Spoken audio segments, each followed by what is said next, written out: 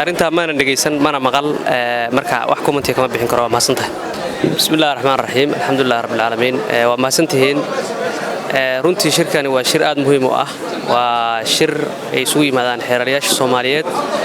oo sanadkiiba dhaca bisha February waa shir looga hadlo hadba marka mowduuca taagan oo muhiimada u leh arrimaha ay qabtaan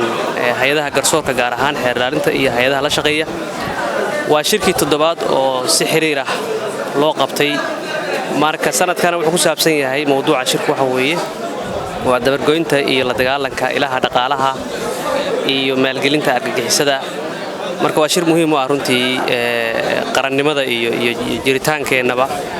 waana shir muhiim ah oo aan saan hore u sheegay sanad kasta dhaco sanad toddobaad oo xiriir dhacayo way ilaaliye adigoo mahadsan waqtigadan kaaga mahad celinayno bulshada Soomaaliyeed si weyn ay kugu taqaana ama si weyn ay kugu taqaana oo kiiskii Luul Cabdilcasiis xaguu ku dambeeyay kiiskaas dhacay kiiskaas waxa weeye go'aan baa maxkamaddii u sareysay dalka ka gaadhay natiijada iyo procedure-kana waa sugaynaa inta wixii ka dambeeya intaasaan rabaa inaan ka gaabsado kiiskaas waa maasanta gudoomiyaha maxkamadda gobolka Saalax uu hadlay waxa uu sheegay in xeer ilaalinta dhankeeda oo kiiska wili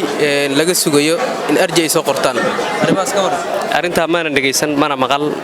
marka wax comment kama bixin karo waa maasanta